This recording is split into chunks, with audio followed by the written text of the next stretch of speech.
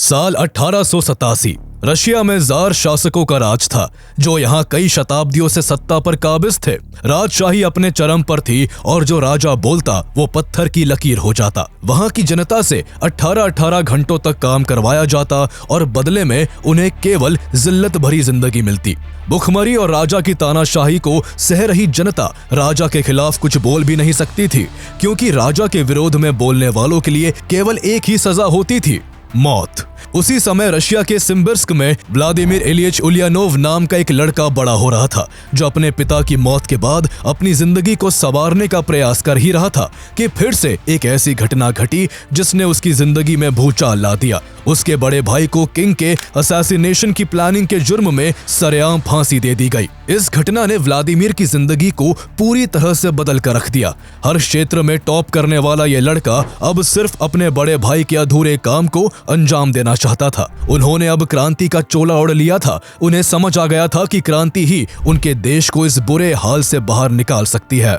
इसके बाद उन्होंने खुद को क्रांतिकारी किताबों में डुबो लिया। वो लगातार कई सालों तक दुनिया के अलग अलग देशों में दिग्गज रेवोल्यूशनरीज से मुलाकात कर क्रांति को आकार देते रहे। उनका सरकार और पुलिस की नजर से बचने का तरीका भी बेहद खास था। वो जहां भी जाते थे अपने नए नाम और पहचान के साथ जाते थे। उन्होंने 150 से ज्यादा बार अपने नाम को बदला था और उन नामों में से ही एक नाम लेनिन था, जो उनकी पहचान बन गया।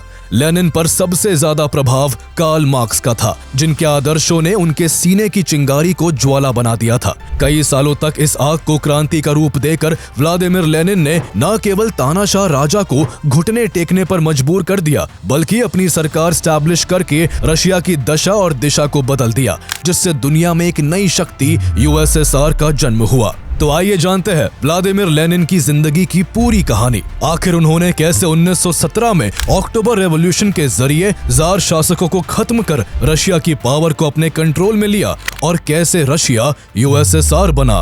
Vladimir Lenin is remembered as the founder of the Soviet Union. His political and economic reflections upon Marxism and communism have become known as Leninism.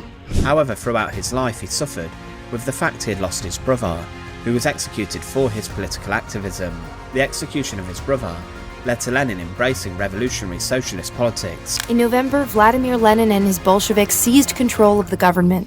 They had a much more hostile attitude towards the former monarchy, expelling many of the Romanovs' servants and restricting the family to a diet of army rations. Bolsheviks now have a majority, so they can now proceed to create an all-Bolshevik government under Lenin's leadership. Lenin was the victim of a failed assassination. Lenin is more alive than the living, declared one Soviet slogan. A whole scientific institute was set up to maintain the corpse.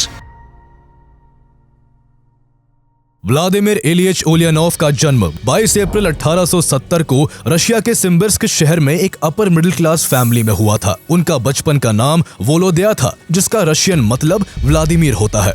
Vladimir अपने 6 भाई बहनों में से तीसरे थे। उनके father Ilya Nikolayevich Ulyanov Penza institute for the nobility में professor थे और उनकी मदर मारिया अलेक्जेंड्रोवना ब्लैंक एक प्रॉस्पेरस घर से थी, जिन्हें जर्मन, फ्रेंच और इंग्लिश के साथ साथ रशियन और वेस्टर्न लिटरेचर की भी काफी अच्छी नॉलेज थी। वो पहले एक स्कूल में टीचर भी थी, लेकिन बच्चे होने के बाद उन्होंने अपना सारा ध्यान उनकी परवरिश पर लगा दिया। काफी पढ़े लिखे परिवार के माहौल का असर व्लादिमीर पर भी पड़ा। उनकी गिनती अपने समय के सबसे ब्रिलियंट बच्चों में की जाती थी। वो पढ़ने में तो होशियार थे ही, साथ ही वो एक्स्ट्रा करिकुलर एक्टिविटीज में भी आगे थे। उनके पेरेंट्स व्लादिमीर समेत अपने सभी बच्चों को पढ़ने लिखने, खेलने कूदने और आर्ट्स एंड म्यूजिक के लिए तो काफी सपोर्ट करते, लेकिन उन्हें राजनीतिक गतिविधियों से दूर रहने की सख्त हिदायत देते। ऐसा इसलिए क्योंकि उनके माता पिता मोनार्किस्ट थे और खुद को पॉलिटिकल माहौल से हमेशा काफी दूर रखते थे। लेकिन उनकी ऐसी अप्रोच होने के बावजूद उनके बड़े बेटे अलेक्जेंडर क्रांति के रंग में रंग चुके थे। उन्होंने जार गवर्नमेंट के खिलाफ हो रहे रेवोल्यूशन में खुद को शामिल कर लिया था। इस वजह से आए दिन उनके परिवार को कई उलझनों का सामना करना पड़ता था। इन सभी अड़चनों के बावजूद व्लादिमीर का बचपन अच्छे से पढ़ाई करते हुए खुशी खुशी गुजर रहा था, लेकिन अचानक से उनकी जिंदगी में उथल पुथल मच गई। जनवरी 1886 में जब व्लादिमीर मात्र 15 साल की उम्र के थे, तब उन्होंने ब्रेन हैमरेज के कारण अपने पिता को खो दिया। व्लादिमीर और उनका परिवार जहां इस सदमे से उभर ही रहा था कि वहीं उनके बड़े भाई अलेक्जेंडर की सरकार के खिलाफ गतिविधियां तेज हो गई। जार गवर्नमेंट के खिलाफ उनकी नफरत इस कदर बढ़ गई थी कि उन्होंने एंटी गवर्नमेंट ऑर्गेनाइजेशन के बॉम्ब स्क्वाड के साथ मिलकर जार किंग को मारने की प्लानिंग कर ली। लेकिन प्लान को वो अंजाम तक पहुंचा पाते उससे पहले ही उसकी खबर पुलिस को लग गई, जिस कारण उन्हें पकड़ लिया गया और फांसी की सजा सुना दी गई। इस सजा को हटवाने के लिए उनकी मां ने राजा से खूब गुजारिश की, पर वो नहीं माने और सिर्फ 21 साल की उम्र में व्लादिमीर के भाई अलेक्जेंडर को फांसी के फंदे पर लटका दिया गया। पहले पिता की मौत और फिर भाई की फांसी से व्लादिमीर के दिल में दुख और गुस्से का सैलाब उमड़ने लगा। भाई की फांसी ने उनको पूरी तरह से बदल कर रख दिया था। वो एक बात अब तय कर चुके थे कि उन्हें अब पिता की मोनार्किस्ट सोच को पूरी तरह से त्याग कर अपने भाई की रेवोल्यूशनरी आइडियोलॉजी को अपनाना है। उनके अंदर का क्रांतिकारी अब जाग चुका था और उनका बढ़ता हर कदम उन्हें रेवोल्यूशनरी की राह पर ले जाने लगा। उन्होंने जब 1887 में लॉ की पढ़ाई के लिए कजान की एक लोकल यूनिवर्सिटी में एडमिशन लिया तो वो रेवोल्यूशनरी सोच वाले लोगों के साथ उठने बैठने लगे। वो ज़ेम्लिया चेस्टवो से जुड़े जो लोगों पर हो रहे अत्याचार और गवर्नमेंट के खिलाफ काम कर रहा था। व्लादिमीर ने इस ग्रुप में बढ़ चढ़कर हिस्सा लिया। उनके बोलने का तरीका इतना जबरदस्त था कि ग्रुप के लोग उनके मुरीद हो चुके थे। कुछ ही समय में उन्हें ज़ेम्लिया चेस्टवो काउंसिल का रिप्रेजेंटेटिव बना दिया गया। दिसंबर में जार रेजिमेंट के खिलाफ हो रहे डेमोन्स्ट्रेशन में उन्होंने बढ़ चढ़कर पार्टिसिपेट किया, जिस वजह से वो सरकार की नजरों में भी आने लगे। उन्हें जल्द ही पुलिस ने अरेस्ट कर लिया, जिसके बाद उन्हें न केवल यूनिवर्सिटी से सस्पेंड कर दिया गया बल्कि मिनिस्ट्री ऑफ इंटरनल अफेयर्स ने भी उन्हें उनकी एंसेस्टर प्रॉपर्टी कोकुशकिनो एस्टेट से बाहर कर दिया। जब पुलिस ने उन्हें छोड़ा तो उन्हें कजान में रहने तक की इजाजत नहीं थी, लेकिन उनके लिए इतनी मुश्किलें पैदा करने के बाद भी कोई व्लादिमीर के बढ़ते कदमों को नहीं रोक सका। उन्होंने अपने इरादों को पक्का करने और सही दिशा को जानने के लिए क्रांतिकारी लेखकों को पढ़ना शुरू कर दिया। इस दौरान उन्होंने बहुत सारी किताबें पढ़ी, जिनमें से एक निकोलाई चेमिशेव्स्की का novel what is to be done tales of new people था। ये एक रेवोल्यूशनरी नॉवल था जिसने व्लादिमीर के मन पर गहरी छाप छोड़ी और उनका स्वभाव और भी क्रांतिकारी हो गया। उनकी मां की रिक्वेस्ट पर अथॉरिटीज ने उन्हें कजान वापस आने की परमिशन तो दे दी, पर उन्हें यूनिवर्सिटी में वापस नहीं लिया गया। उन्होंने कजान लौटकर निकोलाई फेडोसीव के रेवोल्यूशनरी सर्कल को ज्वाइन कर लिया, जो जार गवर्नमेंट के खिलाफ काम कर रहे थे। यहाँ उन्होंने पहली बार कार्ल मार्क्स की बुक दास कैपिटल को पढ़ा, जिससे उन्हें कम्युनिज्म शब्द का असल मतलब पता चला। इस किताब को पढ़कर व्लादिमीर काफी प्रभावित हुए, जिसमें मार्क्स ने सोसाइटी को दो मेन क्लासेस में डिवाइड करते हुए बताया था कि कैसे कैपिटलिस्ट यानी बिजनेस ओनर्स फैक्ट्रीज, टूल्स और रॉ मटेरियल्स जैसे प्रोडक्शन के सारे साधनों के मालिक होते हैं और प्रोडक्शन से जो भी प्रॉफिट होता है वो उनका होता है। वहीं उन्होंने प्रोलेटेरिएट यानी मजदूर वर्ग की स्थिति को भी बताया कि कैसे दिन रात की मेहनत से वो प्रोडक्ट्स बनाते हैं, लेकिन उनके पास प्रोडक्शन के टूल्स और प्रोडक्ट्स पर कोई हक नहीं होता। उन्हें सिर्फ अपनी मेहनत के बदले एक मॉनेटरी वेज मिलता है, जो कि काफी कम होता है। कार्ल मार्क्स के हिसाब से ये अरेंजमेंट अनफेयर था। उन्होंने इस सिस्टम के अगेंस्ट में एक बिल्कुल नए सिस्टम का वर्णन किया, जो सभी लोगों के बीच रिसोर्सेज को समान रूप से बांटने की बात करता था। इस नए सिस्टम को कम्युनिज्म कहा गया। कार्ल मार्क्स की इस किताब ने व्लादिमीर के अंदर काफी कुछ बदल दिया था। उन्हें समझ आ चुका था कि उन्हें किस रास्ते पर चलना है। वो मार्क्स से इतने इंस्पायर हुए कि उन्होंने जनवरी 1889 में खुद को मार्क्सिस्ट डिक्लेयर कर दिया। उनके इस बदलते स्वभाव से परेशान उनकी मां ने समारा ओब्लास्ट के अल्काएवका गांव में एक प्रॉपर्टी खरीदी, जहां उनके रहने के लिए घर और खेती करने के लिए जमीन का बंदोबस्त किया गया। 1889 में उनकी फैमिली समारा में आकर रहने लगी, लेकिन फार्मिंग का कोई भी विचार व्लादिमीर के मन में नहीं था। यहाँ भी वो अपने काम को जारी रखते हुए एलेक्सिस क्लेरेंको के सोशलिस्ट ग्रुप में शामिल हुए और उन्होंने कार्ल मार्क्स और फ्रेडरिक एंगल के पैम्फलेट द कम्युनिस्ट मैनिफेस्टो को रशियन लैंग्वेज में ट्रांसलेट करके जगह जगह बांटा। इस दौरान उन्होंने Russian revolutionary philosopher and Marxist theorist Georgi Plekhanov को भी पढ़ा, जिनके हिसाब से रशिया फ्यूडलिज्म से कैपिटलिज्म की ओर जा रहा था और देश को सोशलिज्म ही बचा सकता था, जहाँ हर एक को इक्वल राइट्स मिल सके और किसी में भी ऊंच नीच का फर्क ना हो। अपने आप को रेवोल्यूशनरी एनवायरनमेंट में रखने के साथ साथ व्लादिमीर अपनी लॉ की डिग्री पाने में भी लगे हुए थे। 1890 में सेंट पीटर्सबर्ग यूनिवर्सिटी ने व्लादिमीर को एक्सटर्नली एग्जाम देने की इजाजत दे दी। यहाँ से अगले साल नवंबर 1891 में उन्होंने ग्रेजुएशन के हर एग्जाम में फर्स्ट पोजीशन हासिल की। लेकिन उसी दौरान उनकी सबसे प्यारी बहन ओल्गा की डेथ हो गई, जिस कारण उनकी ग्रेजुएशन की खुशी एक भारी दुख में बदल गई। इसके बाद व्लादिमीर काफी लंबे समय तक समारा में ही रहकर वहां एडवोकेट के रूप में काम करते रहे। वकालत करते रहने और रेवोल्यूशनरी लेखकों को पढ़ते रहने के साथ साथ वो पॉलिटिक्स से भी जुड़े रहे और रशिया को कम्युनिस्ट स्टेट कैसे बनाया जाए इसकी प्लानिंग करने लगे। इसी बीच उन्होंने किसानों की अर्थव्यवस्था को लेकर एक आर्टिकल लिखा, जिसे वो एक न्यूज़पेपर रशियन थॉट में पब्लिश करवाना चाहते थे, पर उनका वो लेख इस कदर क्रांतिकारी था कि पब्लिशर ने उसे छापने से मना कर दिया। अब तक ढेर सारी किताबों को पढ़कर उन्होंने उनसे काफी कुछ सीखा और खुद भी कई आर्टिकल्स लिखे, जिससे रशिया में क्रांति की नींव रखी जा रही थी। 1893 में वो सेंट पीटर्सबर्ग आ गए, जहां उन्होंने एक मार्क्सिस्ट रेवोल्यूशनरी सेल में बैरिस्टर्स असिस्टेंट के तौर पर काम शुरू किया था, लेकिन उनकी काबिलियत और उनके प्रभाव को देखते हुए उन्हें वहां सीनियर पोजीशन दे दी गई और एक साल बाद 1894 में वो मार्क्सिस्ट वर्कर्स के सर्कल को भी लीड करने लगे। उन्हें यह बात अच्छे से पता थी कि जार गवर्नमेंट की पुलिस उन्हें किसी भी वक्त अरेस्ट कर सकती है, इसलिए वो हर बार अपने नाम और पहचान को बदलकर एक जगह से दूसरी जगह जाते। इसी बीच उनकी मुलाकात नादेज़्दा नादिया क्रुप्स्काया से हुई, जो खुद मार्क्सिज्म को फॉलो करने वाली एक स्कूल टीचर थी। इस दौरान क्रुप्स्काया ने व्लादिमीर की खूब मदद की, जिस वजह से उनकी नजदीकियां क्रुप्स्काया से काफी बढ़ गई। सभी वर्कर्स और सोशल डेमोक्रेट्स को एक करने के लिए 1895 में व्लादिमीर के कॉमरेड्स ने उन्हें वेस्टर्न यूरोप भेजा, ताकि वो जॉर्जी प्लेखानोव जैसे रशियन मार्क्सिस्ट से संपर्क कर सके। यहाँ उनके अलावा उन्होंने कार्ल मार्क्स के सन इन लॉ पॉल लफाक से भी मुलाकात की। इसके बाद लेनिन ने पेरिस कम्यून ऑफ 1871 पर रिसर्च की और इसे प्रोलेटेरियन गवर्नमेंट के एक प्रोटोटाइप के रूप में देखा। रशिया लौटने के बाद व्लादिमीर ने एल मार्तोव जैसे बाकी मार्क्सिस्ट के साथ मिलकर मार्क्सिस्ट ग्रुप्स को एक ऑर्गेनाइजेशन में यूनिफाई किया, जिसे union for the struggle for the liberation of the working class कहा गया। ये यूनियन वर्कर्स की तरफ से लीफलेट्स और प्रोक्लेमेशंस जारी करती थी, वर्कर्स स्ट्राइक को सपोर्ट करती थी और वर्कर्स की एजुकेशन क्लासेस में इनफिल्ट्रेट करके उन्हें मार्क्सिज्म के बेसिक प्रिंसिपल सिखाती थी। ये यूनियन बहुत कम समय में काफी कारगर साबित हो रही थी और इसी वजह से ये अथॉरिटीज की नजरों से भी नहीं बच सकी। लगातार इन एक्टिविटीज के चलते दिसंबर 1895 में व्लादिमीर समेत यूनियन के 40 एक्टिविस्ट को अरेस्ट कर लिया गया। व्लादिमीर जार सरकार के लिए सबसे बड़ा खतरा थे, इसलिए अरेस्ट करने के बाद उनके ऊपर कई चार्जेस लगाए गए। इनमें कई आरोप झूठे थे, जिन्हें उन्होंने एक्सेप्ट तो नहीं किया, लेकिन उन्होंने एक क्रांतिकारी की तरह बेल लेने से भी इनकार कर दिया और जेल में ही रहकर अपना ज्यादातर समय पढ़ने और लिखने में बिताने लगे। यहाँ व्लादिमीर मार्क्सिज्म प्रोस्पेक्टिव का इस्तेमाल करते हुए जारसिज्म, एरिस्टोक्रेसी और कैपिटलिस्ट को हटाकर प्रोलेटेरिएट लाने का तरीका ढूंढने लगे। उन्होंने एक ऐसे देश का सपना देख रखा था जो आम आदमी का हो और वहां की सरकार भी उसी आम आदमी के हाथों में हो।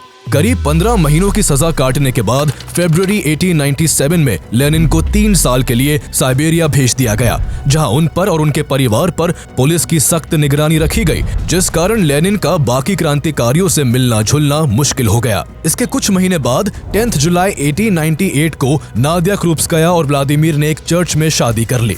नादिया क्रुप्स्काया न केवल उनकी लाइफ पार्टनर बनी, बल्कि वो उनकी कॉमरेड के साथ साथ आगे चलकर उनकी सेक्रेटरी भी बनी।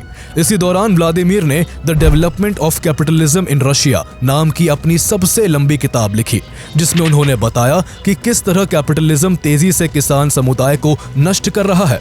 लेकिन उनकी इस किताब पर पब्लिक का रिएक्शन कुछ खास नहीं रहा, पर वो अपनी बात को किसान समुदाय समेत देश के जन जन तक पहुंचाना चाहते थे। इसलिए उन्होंने रशियन मार्क्सिस्ट मूवमेंट के एक नए स्तंभ के तौर पर इस्क्रा नाम से एक न्यूज़पेपर शुरू करने के लिए साल 1900 में साइबेरियन एग्जाइल पूरा होने के बाद देश छोड़ दिया।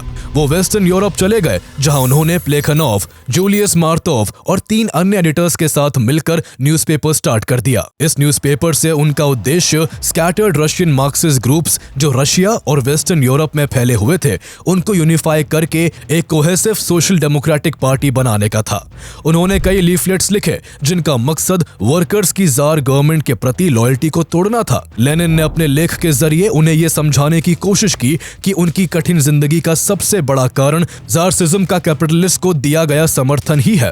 इस्क्रा, जिसमें कई प्रोमिनेंट यूरोपियन मार्क्सिस्ट शामिल थे, उनके सपोर्ट से इस न्यूज़पेपर को रशिया में चोरी छिपे पहुंचाया जाने लगा। व्लादिमीर की सोच और उनका नजरिया चोरी छिपे घर घर तक पहुंच रहा था और अंदर ही अंदर लोगों का उनके लिए समर्थन बढ़ रहा था। ये उनका बात रखने का हुनर ही था कि इस्क्रा पिछले 5 दशकों का देश का सबसे सफल अंडरग्राउंड पब्लिकेशन बन गया। लेनिन 1901 में एक बार अंडरग्राउंड रेवोल्यूशनरी वर्क के लिए कहीं गए हुए थे, जब उन्होंने पहली बार लेनिन नाम का इस्तेमाल किया। उनका सरकार और पुलिस की नजर से बचने का एक खास तरीका था। वो जहां भी जाते थे अपने नए नाम और पहचान के साथ जाते थे। उन्होंने अपने जीवन काल में 150 से ज्यादा बार अपने नाम को बदला था। उन नामों में से ही एक नाम लेनिन था, जो आगे चलकर उनकी पहचान बन गया। ऐसा कहा जाता है कि उन्होंने अपना ये नाम साइबेरियन रिवर लीना से लिया था। 1902 में लेनिन ने Russian social democratic labour party RSDLP को ज्वाइन किया, जिसे 1898 में मिन्स्क में स्थापित किया गया था, लेकिन ये ज्यादातर एग्जाइल में ही ऑपरेट करती थी। मार्क्सिज्म की गहरी समझ और कैरिज्मेटिक पॉलिटिकल स्किल्स के चलते लेनिन जल्दी ही पार्टी में एक प्रमुख नेता बन गए। कुछ ही समय बाद उनकी पत्नी नादिया भी म्यूनिक में पार्टी ज्वाइन करके लेनिन के पर्सनल सेक्रेटरी के तौर पर काम संभालने लगी। लेनिन ने एक political pamphlet what is to be done लिखा, जिसमें उन्होंने कहा कि वर्कर्स अपने आप क्रांति नहीं कर सकते, इसके लिए एक मजबूत इंटेलेक्चुअल पॉलिटिकल पार्टी की जरूरत है, जो रूस में तख्ता पलट करने और नई सरकार की रूपरेखा तैयार करने की योजना बनाए। इस मुद्दे पर लेनिन ने जुलाई 1903 में सेकंड RSDLP कॉन्फ्रेंस के समय पार्टी की लीडरशिप के साथ बहस की। मॉडरेट्स, जिनका नेतृत्व एल मार्तोव कर रहे थे, वो चाहते थे कि पार्टी सभी के लिए खुली रहनी चाहिए। वही लेनिन का मानना था कि केवल वो लोग ही पार्टी के मेंबर्स होने चाहिए जो इमीडिएट रेवोल्यूशन के लिए पूरी तरह कमिटेड हो। इस दौरान दोनों के बीच तनाव इतना बढ़ चुका था कि RSDLP 2 भागों में बट गई। पहली लेनिन के अंडर रेगुलेट होने वाली बोल्शेविक बनी और दूसरी मार्तोव के अंडर चलने वाली मेंशेविक बनी। इसके बाद दोनों ही गुटों में काफी मनमुटाव हो गए और दोनों एक दूसरे के लिए भला बुरा कहने लगे, जिसके चलते दोनों गुटों में लड़ाइयां होने लगी। इस सब के चलते लेनिन ने इस्क्रा से रिजाइन कर दिया और मई 1904 में एक article 1 step forward 2 step back लिखा, जो पार्टी के भीतर के विवादों को लेकर था। इस बंटवारे और गुटबाजी के बाद लेनिन अंदर से काफी टूट चुके थे। इससे उभरने के लिए उन्होंने कुछ दिन की छुट्टी ली और स्विट्जरलैंड चले गए। वहां से लौटने के बाद लेनिन ने आगे के कुछ वक्त में RSDLP की सेंट्रल कमेटी पर बोल्शेविक फैक्शन का काफी नियंत्रण कर दिया था। लेनिन ने इस दौरान वीपरव्योर्ड नाम से एक न्यूज़पेपर की शुरुआत भी की, जो उनकी विचारधारा को आगे बढ़ाने का एक इम्पोर्टेंट मीडियम बना। तब तक उनकी मुलाकात रशियन यूक्रेन मार्क्सिस्ट लियोन ट्रोत्स्की से भी हो चुकी थी, जिन्होंने आगे लेनिन का काफी साथ दिया। इस दौरान 1904 से ही रशिया और जापान के बीच कोरिया और मंचूरिया को लेकर लड़ाई होने लगी थी, जिसमें रशिया अपने सैनिकों के अलावा आम नागरिकों को भी वहां सैनिक के तौर पर भेजने लगा था। यह लड़ाई बेहद भयानक थी, जिसमें दसियों हजार रशियंस की जानें गई और हजारों घर बर्बाद हो गए। इसके लिए सरकार को जिम्मेदार मानते हुए 22 जनवरी 1905 को सेंट पीटर्सबर्ग में फादर जॉर्जी गैपोन के नेतृत्व में हजारों लोग सरकार के खिलाफ पीसफुल प्रोटेस्ट कर रहे थे।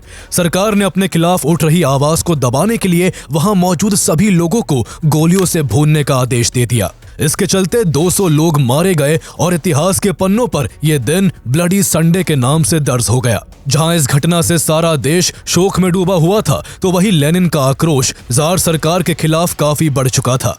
राजा को गद्दी से उतारने के लिए वो खड़े हो गए और इस काम के लिए वो हथियारों का सहारा लेने लगे। उनके इस तरीके का सबसे ज्यादा सपोर्ट जोसेफ स्टालिन ने किया। इसके कुछ ही समय बाद लेनिन ने एक नया पैम्फलेट लोगों के बीच इंट्रोड्यूस किया, जिसमें उन्होंने जार गवर्नमेंट से आजादी दिलाने के पूरे मैनिफेस्टो को डिस्क्राइब किया हुआ था। ब्लडी संडे की घटना के बाद जार निकोलस II ने भी अपनी ओर से पूरे देश की जनता को लुभाने के लिए एक मैनिफेस्टो जारी किया और कुछ सख्त नियम हटा दिए। अपने अक्टूबर मैनिफेस्टो के तहत जार निकोलस II ने एक रिप्रेजेंटेटिव असेंबली के तौर पर डूमा को भी स्थापित किया, जिसका किसी भी कानून को लागू करने के लिए अप्रूवल मैंडेटरी कर दिया गया। इस दौरान लेनिन भी अपनी पार्टी में मेंबर्स बढ़ाने के लिए कुछ सीक्रेट मीटिंग्स करने लगे। साथ ही उन्होंने पार्टी को इकोनॉमिकली मजबूत करने के लिए कुछ पावरफुल लोगों से मदद भी ली, लेकिन उतने भर से काम नहीं बन सका। इसके बाद वो एक स्टेप आगे गए और फंड्स की कमी को पूरा करने के लिए उन्होंने स्टालिन का सहारा लेते हुए कई banks, government offices, post offices और रेलवे स्टेशन जैसी जगहों को लुटवाना शुरू कर दिया। इस दौरान पार्टी में वेपन्स बढ़ाने के लिए स्टालिन ने जॉर्जिया में मौजूद द स्टेट बैंक से ढेर सारे हथियार और पैसे लूट लिए। मई 1908 में लेनिन ने लंदन में the British museum reading room का सहारा लिया और मटीरियलिज्म एंड एम्पीरियो क्रिटिसिज्म आर्टिकल के सहारे वर्कर सेक्शन को जार गवर्नमेंट के खिलाफ भड़काने के लिए यूज किया। लेनिन की जिंदगी के आगे के कई साल भी कई उतार चढ़ाव भरे रहे। उन्होंने जगह जगह जाकर अपने काम को आगे बढ़ाया। RSDLP की मीटिंग्स में कभी उनके कुछ पॉइंट्स पर सभी की सहमति होती तो कुछ मुद्दों पर पूरी पार्टी को मनाना लगभग नामुमकिन हो जाता था। इस दौरान उनका साथ देने वाले केवल 2 लोग स्टालिन और ट्रॉट्स्की थे। ऐसे ही कुछ भरोसेमंद साथियों के साथ मिलकर उन्होंने 1912 में देश में बोल्शेविक पार्टी की मजबूत नींव रखी। साल 1914 में जब वर्ल्ड वॉर 1 की शुरुआत हुई तो लेनिन फिर से एग्जाइल पर चले गए और इस बार उन्होंने स्विट्जरलैंड में पनाह ली। लेकिन इस दौरान भी उन्होंने रेवोल्यूशन को लेकर कोई समझौता नहीं किया। सितंबर 1915 में उन्होंने जिमरवॉल्ड कॉन्फ्रेंस और फिर अप्रैल 1916 में किएंथल कॉन्फ्रेंस को अटेंड किया। इन कॉन्फ्रेंसेस में लेनिन ने सभी यूरोपियन सोशलिस्ट से अपील की कि वो इस इंपीरियलिस्ट वॉर को एक पूरे कॉन्टिनेंट में फैलने वाले सिविल वॉर में बदल दे, जिसमें प्रोलेटेरिएट यानी मजदूर वर्ग को बुर्जुआजी और एरिस्टोक्रेसी के खिलाफ खड़ा किया जा सके। इस समय लेनिन अपने आंदोलन के काफी सही स्तर पर थे और उनकी आवाज लाखों लोगों तक पहुंच भी रही थी और लोग उनसे एग्री भी कर रहे थे। लेकिन इसी बीच उन्हें तब बहुत बड़ा झटका लगा जब उनकी मां का देहांत हो गया। मां की मौत ने लेनिन को तोड़ कर रख दिया और उन्हें गहरा सदमा लगा। वो धीरे धीरे डिप्रेशन के शिकार हो गए। डिप्रेशन के दौरान उन्हें ये तक लगने लगा था कि अब वो भी ज्यादा दिन तक जी नहीं पाएंगे। उन्हें मौत से ज्यादा चिंता इस बात की थी कि अगर वो नहीं रहे तो जिस देश का सपना उन्होंने देखा था उसे कौन और कैसे पूरा करेगा। इस विचार ने उन्हें फिर से काम में जुटने के लिए प्रभावित किया और वो अपनी हेल्थ पर ध्यान देकर फिर से काम में लग गए। 1917 में उन्होंने imperialism the highest stage of capitalism नाम की बुक पब्लिश की, जिसे काफी लोगों ने पढ़ा और लेनिन के कई मुद्दों पर लोगों का भरपूर समर्थन मिला। जहां लेनिन अपने विचारों से रशिया के किसान, मजदूर और वंचित वर्ग के लोगों में पॉपुलर हो रहे थे, तो वही जार निकोलस II द्वारा अपने एम्पायर के एक्सपेंशन के लिए वर्ल्ड वॉर 1 में शामिल होने के फैसले से रशिया बर्बादी के रास्ते पर चल पड़ा था। युद्ध में रशियन आर्मी मॉडर्न वेपन से लैस जर्मन आर्मी के सामने कहीं नहीं टिक पा रही थी और उसके सैनिक जर्मनी के हाथों अपनी जान गंवा रहे थे। फरवरी 1917 तक कई लाख रूसी सैनिक मारे जा चुके थे। वही सरकार की मनमानी और अत्याचारों के बीच फंसी जनता की हालत तब और खराब हो गई जब 1916 और 1917 के दौरान रूस में एग्रीकल्चरल प्रोडक्शन निचले स्तर पर चला गया और जल्द ही पूरा रशिया स्टारवेशन की समस्या से जूझने लगा। देश की इकोनॉमिक कंडीशन बिल्कुल निचले स्तर पर आ चुकी थी, जिसकी भरपाई के लिए जार निकोलस II ने जनता पर भारी भरकम टैक्सेस लगाए, जिससे आम लोगों के लिए अपना घर चलाना मुश्किल हो गया। लाखों लोगों के पास ना तो रहने के लिए घर था, ना पहनने के लिए कपड़े और ना ही खाने के लिए खाना। इससे पूरे देश के लोग मौजूदा सरकार के खिलाफ गुस्से में थे और जल्द से जल्द उसे सत्ता से उखाड़ फेंकना चाहते थे। सेंट पीटर्सबर्ग में वर्कर्स ने फूड शॉर्टेज और फैक्ट्री में मौजूद मशीन्स की जर्जर हालत को लेकर हड़ताल शुरू कर दी, जिसका सरकार पर काफी दबाव बना। ये घटना फरवरी में हुई थी, इसीलिए इस घटना को फरवरी रेवोल्यूशन का नाम दिया गया। मार्च आते आते ये क्रांति अपना विकराल रूप लेने लगी। पेट्रोग्राड की सड़कों पर भूख और बिना कपड़ों के ठिठुर रही करीब 2 लाख लोगों की भारी भीड़ सड़कों पर जमा थी, जो सड़कों के बगल की दुकानों पर गर्म रोटियों के ढेर को बड़ी हसरत से देख रही थी। भूखी जनता का सब्र का बांध टूट गया और भूख मिटाने के लिए उन्होंने दुकानों को लूटना शुरू कर दिया। धीरे धीरे विद्रोही अपनी जरूरतों को पूरा करने के लिए यहाँ की दूसरी दुकानों और सरकारी रिसोर्सेज को भी निशाना बनाने लगे। इससे जार गवर्नमेंट ने सेना को इन विद्रोहियों पर गोली चलाने का आदेश दे दिया, लेकिन सेना ने भी जनता पर गोली चलाने से इनकार कर दिया, क्योंकि अब वो भी विद्रोही हो चुके थे और सरकार की एक भी बात मानने को तैयार नहीं थे। रूस में फैली बगावत ने धीरे धीरे पूरे देश को अपनी चपेट में ले लिया था। जनता के हित के लिए बनाई गई रिप्रेजेंटेटिव बॉडी डूमा ने जार निकोलस II को वार्निंग दी कि इस विद्रोह को शांत करने के लिए वो यहाँ डेमोक्रेटिक मोनार्की स्टैब्लिश कर दे, लेकिन किंग इसके लिए तैयार नहीं हुआ। इसके बाद राजा के खिलाफ जाते हुए स्टेट डूमा ने रशियन प्रोविजनल गवर्नमेंट का गठन कर दिया, जिसके चलते जार निकोलस II को अपनी गद्दी छोड़नी पड़ी और इसके साथ ही रशियन एम्पायर अब रशियन रिपब्लिक में बदल गया। मजदूर और सैनिकों ने मिलकर पेट्रोग्राड सोवियत का गठन किया, जिसने डूमा से मिलकर रशिया में सरकार बनाई। इस प्रोविजनल गवर्नमेंट के हेड अलेक्जेंडर फ्योडोरोविच केरेंस्की बने, जिन्हें आगे चलकर जुलाई में डूमा और सोवियत ने रशिया का प्राइम मिनिस्टर बना दिया। फेब्रुअरी रेवोल्यूशन के दौरान भले ही लेनिन रशिया में नहीं थे, लेकिन इस दौरान उनके बेहद करीबी दोस्त लियोन त्रोत्स्की अपने आप को मेंशेविक बताते हुए इस पूरे रेवोल्यूशन में एक्टिव थे। इस दौरान त्रोत्स्की ने मेंशेविक की सभी स्ट्रैटेजीज पर नजर रखी, जो आगे बोल्शेविक पार्टी के काफी काम आने वाली थी। इसके बाद लेनिन ने भी स्विट्जरलैंड से वापस रशिया लौटकर बोल्शेविक्स का नेतृत्व करने का फैसला किया, लेकिन ऑनगोइंग कॉन्फ्लिक्ट के कारण रशिया लौटने के सारे रास्ते बंद हो चुके थे। इसे देखते हुए लेनिन और उनके साथियों ने जर्मनी के जरिए पैसेज का प्लान बनाया, जो उस समय रूस का दुश्मन था। जर्मन गवर्नमेंट ने भी अपना फायदा देखते हुए लेनिन और उनकी पत्नी समेत 32 रशियंस को अपने क्षेत्र से ट्रेन के जरिए यात्रा करने की परमिशन दे दी और लेनिन जल्द ही रशिया लौट आए।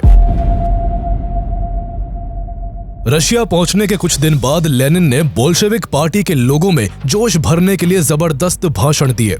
अपनी पार्टी को एक्टिव करने के साथ साथ उन्होंने भाषणों और मैनिफेस्टो द्वारा लोगों के बीच बोल्शेविक पार्टी के लिए हवा बनानी शुरू की और जल्द ही मौजूदा रशियन प्रोविजनल गवर्नमेंट के अगेंस्ट काफी लोगों का समर्थन हासिल कर लिया।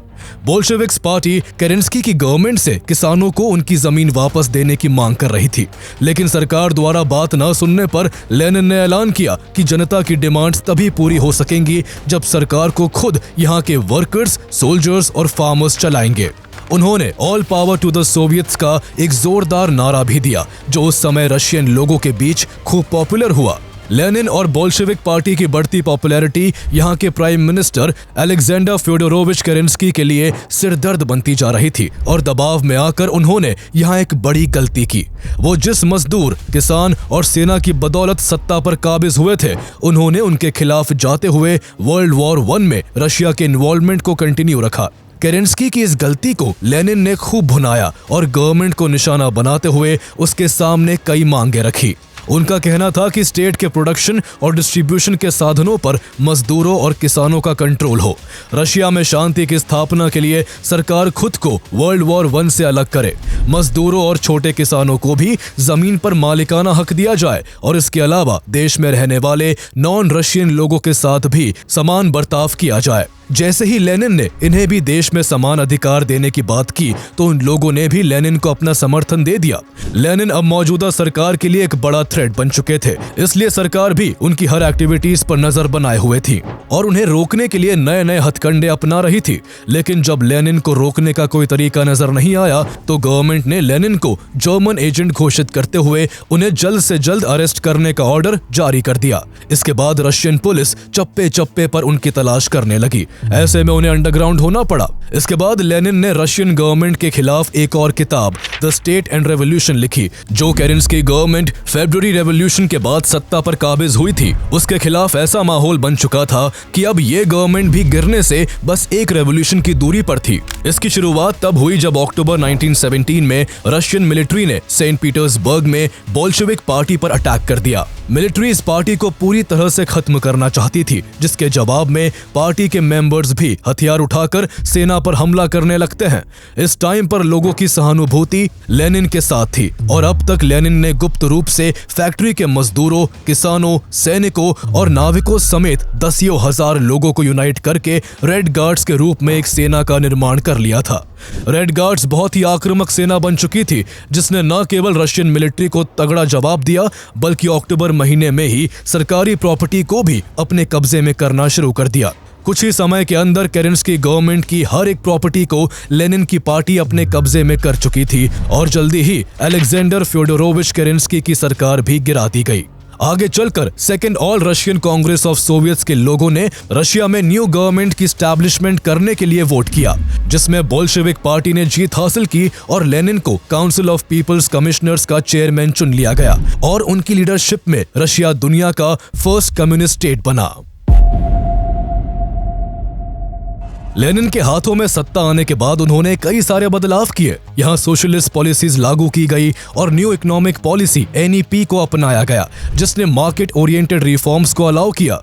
जहाँ पहले मजदूरों से 18 घंटों तक काम करवाया जाता था और बदले में उन्हें भर पेट खाना तक नहीं मिलता था, तो वही लेनिन ने तमाम मजदूरों के हित के लिए एक लॉ निकाला, जिसके मुताबिक किसी भी मजदूर से एक दिन में 8 घंटे से ज्यादा काम नहीं कराया जा सकता था। इसके अलावा उन्होंने हर एक को सेक्युलर एजुकेशन देने की भी पहल की। इसी बीच 8 मार्च 1918 को बोल्शेविक पार्टी का नाम बदलकर ऑल रशियन कम्युनिस्ट पार्टी कर दिया गया।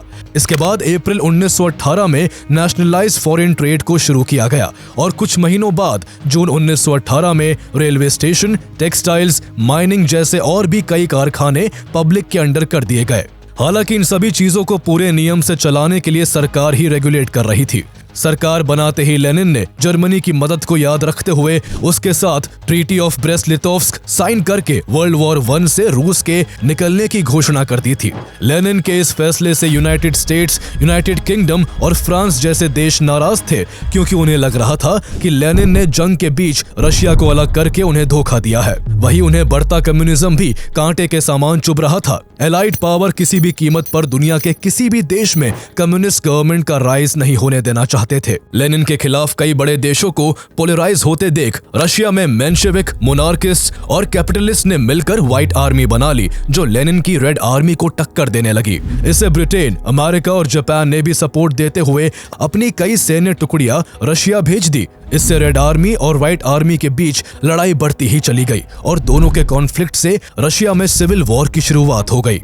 लेनिन ने पावर कैप्चर करने के बाद रूस की पहली सीक्रेट पुलिस चेका का भी एस्टैब्लिशमेंट किया था। सिविल वॉर के दौरान जब देश की इकोनॉमिक कंडीशन खराब होने लगी, तो लेनिन ने चेका का इस्तेमाल अपने विरोधियों और अपनी पार्टी के ही भीतर चुनौती देने वालों को चुप कराने के लिए किया। लेकिन फिर भी लेनिन के दुश्मनों की संख्या कम होने का नाम नहीं ले रही थी। अगस्त 1918 में मॉस्को की एक फैक्ट्री से लेनिन बाहर निकल रहे थे। उसी समय उनकी विरोधी सोशलिस्ट पार्टी की एक महिला सदस्य फानिया कापलान ने लेनिन पर गोली चला दी, जिससे वो बुरी तरह घायल हो गए। उन पर हमला करने वाली फानिया कापलान को लेनिन की सीक्रेट पुलिस चेका द्वारा मार डाला गया। ऐसी विरोधी गतिविधियों के बीच supreme council of the national economy का गठन किया गया, जिसका काम सभी सेक्टर की इंडस्ट्रीज को रेगुलेट करने का था।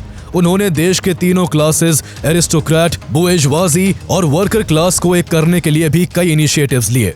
लेनिन के काफी सुधारों के बाद भी रशिया में जारी सिविल वॉर रुकने का नाम नहीं ले रहा था।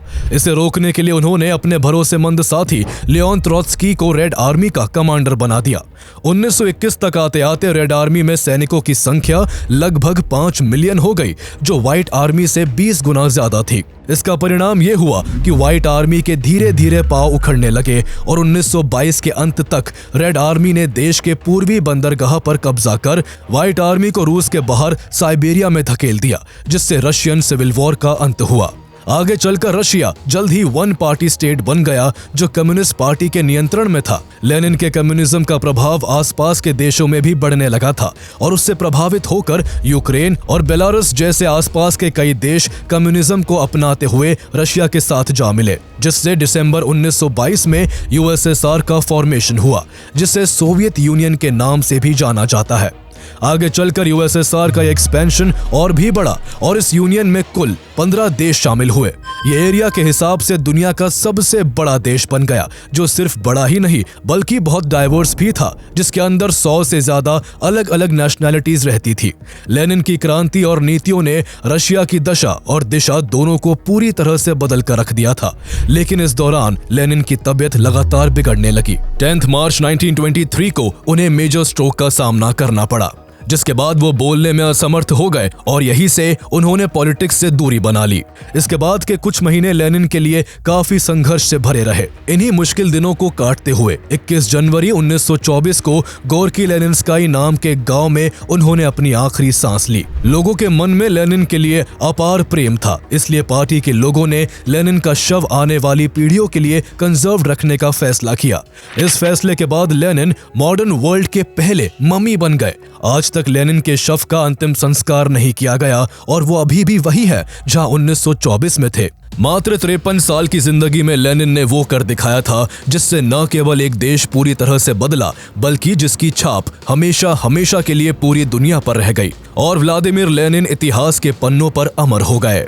लेनिन के बाद गद्दी के लिए 2 दावेदार लियोन ट्रोत्स्की और जोसेफ स्टालिन सामने आए। स्टालिन, जिन्हें उनके हिंसक कारनामों के लिए सारा देश जानता था, उन्होंने ट्रोत्स्की को कूटनीति के सहारे देश से बाहर निकलवा कर गद्दी हासिल कर ली। इसके बाद स्टालिन ने इतिहास के सबसे भयानक तानाशाह के तौर पर काम किया और उनकी वजह से लाखों जाने गई। स्टालिन की पूरी कहानी जानने के लिए आप उन पर हमारा वीडियो देख सकते हैं, जिसका लिंक आपको डिस्क्रिप्शन में मिल जाएगा।